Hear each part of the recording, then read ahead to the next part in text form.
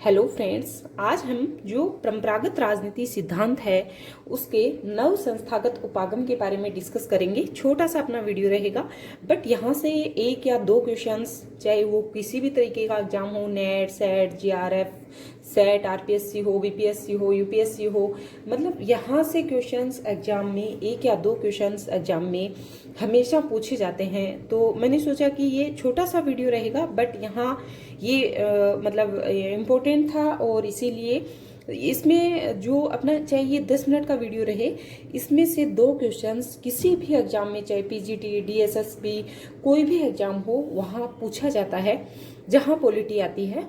तो हमें, जैसे हम लोग सब जानते हैं कि जो परंपरागत राजनीति सिद्धांत है उसमें आदर्शात्मक उपागम है, ऐतिहासिक उपागम, कानूनी उपागम, संस्थागत उपागम, नव संस्थागत उपागम और संदर्भात्मक उपागम जो है, ये 6 उपागम परंपरागत राजनीति सिद्धांत में होते हैं। और जैसे आदर्शात्मक उपागम है, ये सबसे प्राचीन उपागम है। इसको निर्देशात्मक, कल्पना मूलक, आदर्श राज्य की ये बात करता है, उचित अनुचित की ये बात करता है। और इसके जो लेखक हैं, मतलब जैसे इसके विद्वान या थिंकर जिनको हम बोलते हैं, तो जो वैसे देखें तो विश्व सरकार का समर्थन करने वाले जैसे आर्थर मूरे है, चेसन है ना, ये भी इसमें आएंगे। और जैसे किसी एक उसमें बात करने वाले जैसे प्लेटो है, गांधी है, क्लार्कसेन है, लुई बोन है, डेविड हेल्ड है, अरविंद घोष भी विश्व संघ की बात करते हैं तो वो भी इसमें आएंगे। मार्क्स साम्यवाद की बात करते हैं, वो भी इसमें आएंगे। एरिक वोइटलिन नागरिक साहचर्य की बात करते हैं तो वो भी इसमें आएंगे। तो इस तरीके से ये हम सब जानते हैं कि जो जैसे पद्धति होती है ना, पद्धति होती है आंकड़ों को संकलन करने की विधि, है ना। और जो उपागम होता है वो मतलब पद्धति से थोड़ा सा ब्रॉड होता है, यानी थोड़ा बड़ा होता है, और उसको हम कहते हैं उपागम, यानी कि अध्ययन करने का एक तरीका होता है। इसी को हम क्या बोलते हैं, उपागम। तो ये परंपरागत राजनीति सिद्धांत में कौन कौन से उपागम आते हैं? आदर्शात्मक, जिसको हम मानपरक भी बोलते हैं, नॉर्मेटिव, और जैसे ऐतिहासिक, कानूनी, संस्थागत, नव संस्थागत और संदर्भात्मक। तो जो उसके बाद जो दृष्टिकोण है वो विचारों का समूह है। जैसे परंपरागत जो दृष्टिकोण है उसके अंदर क्या है, उपागम। तो यानी एक दृष्टिकोण में बहुत सारे उपागम हो सकते हैं, और उपागम के अंतर्गत क्या होता है, अंतर्गत पद्धति होती है। ठीक है, पद्धति क्या होती है, आंकड़े संकलन करने की विधि, यानी सबसे छोटा रूप पद्धति, उससे बड़ा उपागम, और उससे बड़ा क्या होता है, दृष्टिकोण। तो ये हम लोगों ने थोड़ा सा इंट्रो देखा। तो जो दृष्टिकोण होता है वो विचारों का समूह होता है, और उसी के अंतर्गत क्या आते हैं, उपागम। तो हम देखेंगे परंपरागत राजनीति सिद्धांत का नव संस्थागत उपागम, और जो कि संस्थागत की कमियों को दूर करते हुए ये परंपरागत, ठीक है, व्यवहार, जो मानव व्यवहार है, इन दोनों का समन्वय करता है ना। तो जो संस्थागत उपागम है, थोड़ा सा हम इसको समझेंगे पहले। यदि संस्थागत उपागम को समझ लिया तो नव संस्थागत उपागम जो है वो हमें मतलब आराम से इजी वे में समझ में आ जाएगा।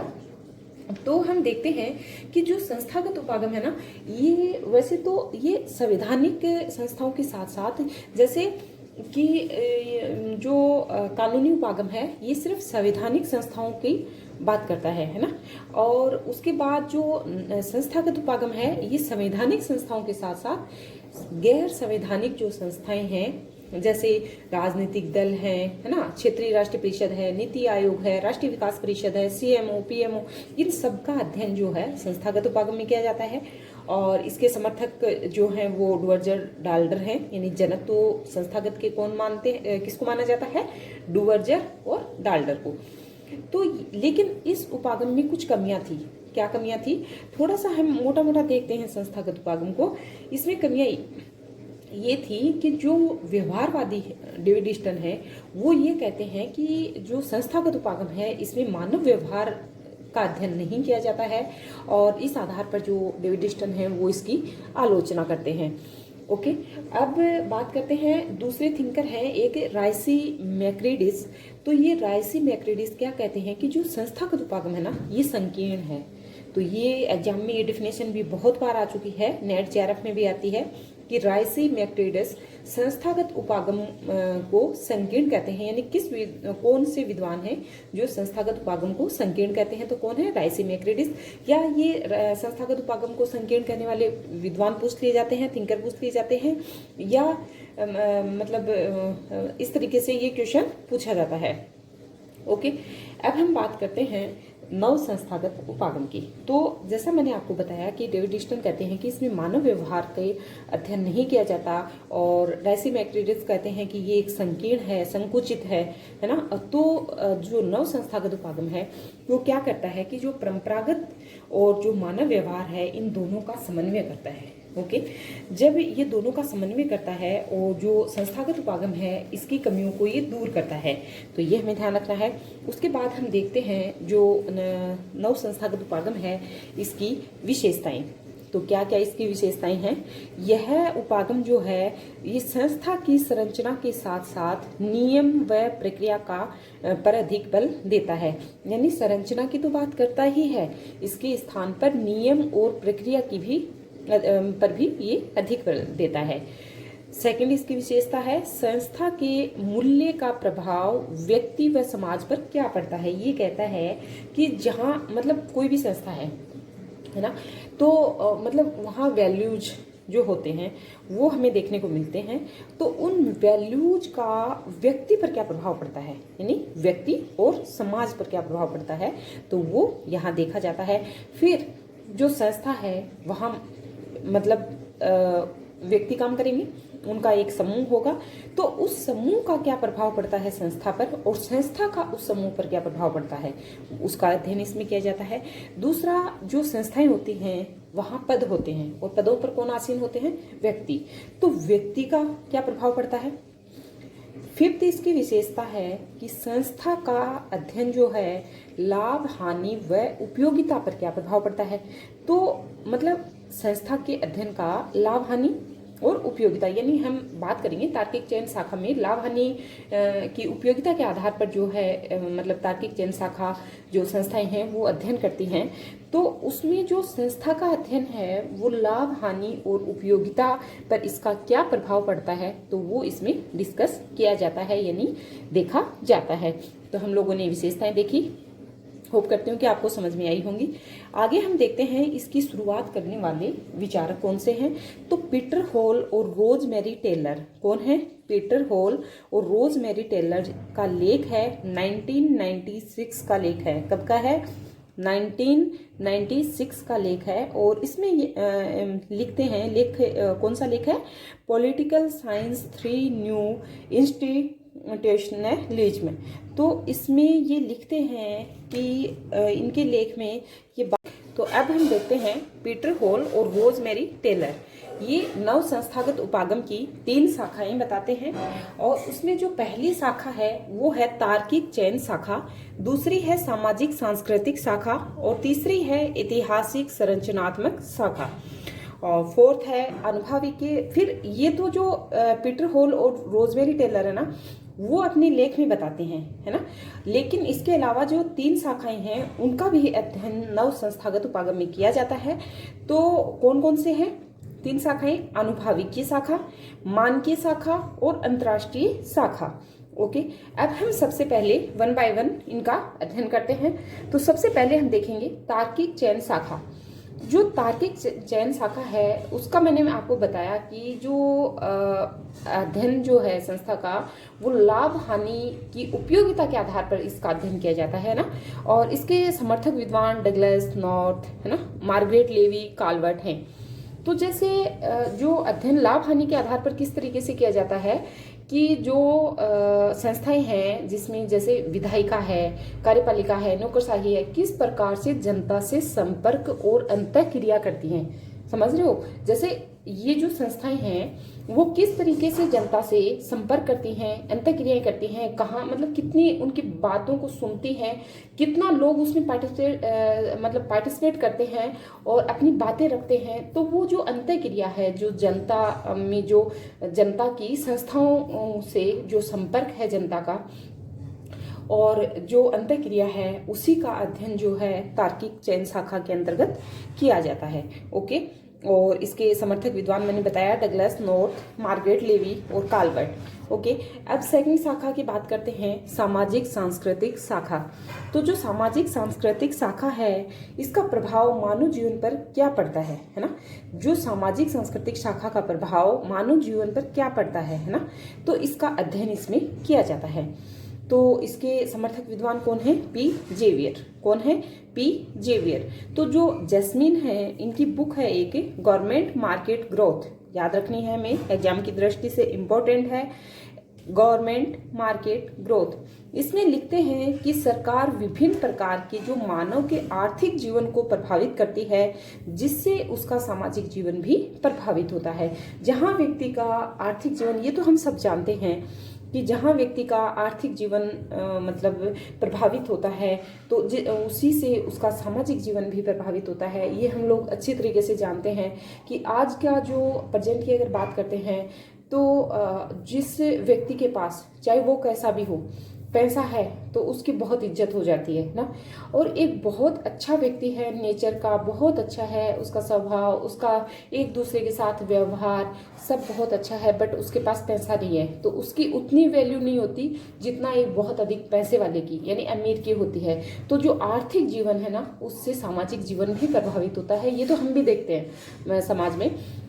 तो वही बात सामाजिक सांस्कृतिक शाखा में बताई गई है और इसके समर्थक पी जेवियर हैं। ओके, अब थर्ड बात करते हैं ऐतिहासिक संरचनात्मक शाखा की।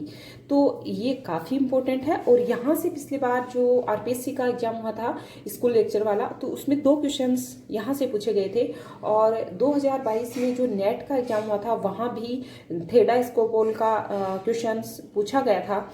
तो इसको बहुत ध्यान से देखना है। जो थेडा स्कोपोल है वो एक अमेरिकन, मतलब इनकी कर्म भूमि अमेरिका है और ये केंद्रीय नेतृत्व कमजोर होने से क्रांति नहीं होती। इनका क्या कहना है?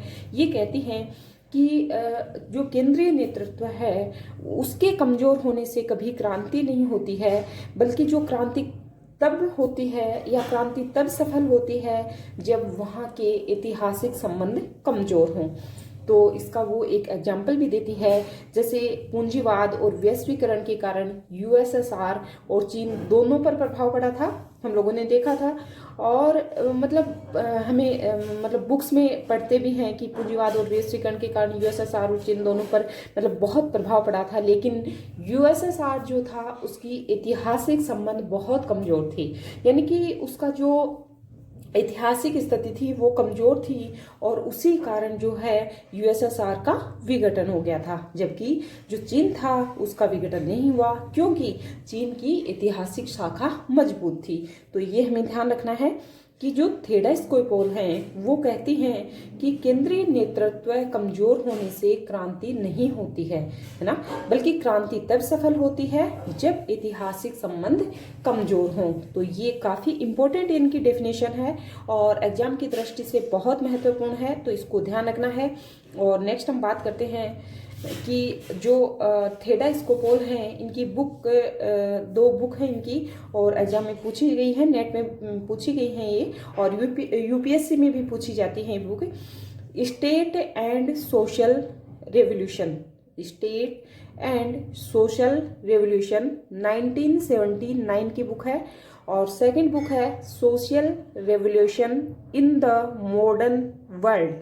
कौन सी बुक है? Social revolution in the modern world 1994 की बुक है। तो ये दोनों बुक्स काफ़ी इम्पोर्टेंट हैं एग्जाम की दृष्टि से और इनको ध्यान रखना है। पहली book state and social revolution 1979 और सेकंड बुक है social revolution in the modern world 1994। Okay, अब जो थेडा स्कोपोल हैं ये डेमिनिस्ट डेमोक्रेसी की अवधारणा देती हैं। तो ये शायद 2020 में जो एग्जाम हुआ था नेट का उसमें ये पूछा गया था कि डेमोक्रेसी की अवधारणा किस देश से संबंधित है ना, इस तरीके से एग्जाम पूछा गया था। तो ये किस देश से संबंधित है? यूएसए से। ओके, तो ये अवधारणा देती हैं और कहती हैं कि जो प्रजातिवाद है और जो प्रजातिवाद और भौतिकवाद के कारण अमेरिकी जो लोकतंत्र है उसका स्तर गिर गया है। तो क्या कहती हैं ये कहती हैं कि प्रजातिवाद और भौतिकवाद का बहुत मतलब गहरा प्रभाव पड़ता है और उसी के कारण अमेरिकी लोकतंत्र का स्तर गिर गया है। तो जो पैट्रिच इवोन्स और डेट्रिच शोवर हैं और उनके साथ जो थेडा स्कोपोल हैं, इन तीनों ने मिलकर एक लेख लिखा और ये कब लिखा था 1983 में। और इन्होंने इसमें क्या लेख का क्या नाम था, bringing the state back in, bringing the state back in. तो इसमें राज्य के कार्यों को कम करो, इस तरीके का लेख इनके द्वारा लिखा गया था। तो ये हमें ध्यान रखना है। इन तीनों का लेख है, पैट्रिच इवोन्स और डेट्रिच शोवर और थेडा स्कोपोल, ये तीनों मिलकर एक लेख लिखते हैं 1983 में और इस लेख का नाम है bringing the state back in. Okay, यानी राज्य के कार्यों को कम करो। तो ये लेख हमें ध्यान रखना है। और इस तरीके से हमने डिस्कस किया जो ऐतिहासिक संरचनात्मक जो शाखा थी उसके बारे में। तो हमने 3 शाखाओं का अध्ययन किया है, तार्किक चयन शाखा, सामाजिक सांस्कृतिक शाखा, ऐतिहासिक संरचनात्मक शाखा। अब हम 4 नंबर पर बात करते हैं मानकीय शाखा। तो जो मानकीय शाखा है वह मूल्य व मान्यताओं का विशेष अध्ययन इसमें किया जाता है। और इसके जो जनक हैं जेम्स मार्च और पी ओल्सन, ये कहते हैं कि जो मानकीय शाखा है उसमें मूल्य और मान्यताओं का विशेष अध्ययन किया जाता है। तो इन दोनों के लेख हैं। एक तो पहले तो ये लेख लिखते हैं 1984 में, लेख का नाम है न्यू इंस्टीट्यूशनलिज्म और बुक लिखते हैं रेडियस गवर्निंग इंस्टीट्यूशनलिज्म 1989। तो ये हमें दोनों लेख और बुक ध्यान रखनी है। और मानकीय शाखा में मूल्य और मान्यताओं का अध्ययन किया जाता है और इसकी समर्थक विद्वान यानी इनके जनक जेम्स मार्च और पी ओल्सन हैं। ओके, अब 5th बात करते हैं अनुभाविकीय शाखा। तो किसी भी संस्था का अध्ययन जो है कार्य व भूमिका के आधार पर करना चाहिए।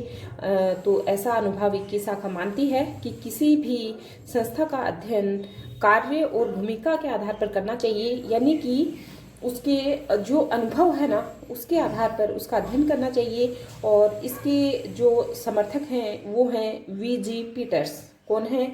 अनुभव के जो अनुभाविकीय शाखा है उसके समर्थक विद्वान कौन है? वी.जी. पीटर्स।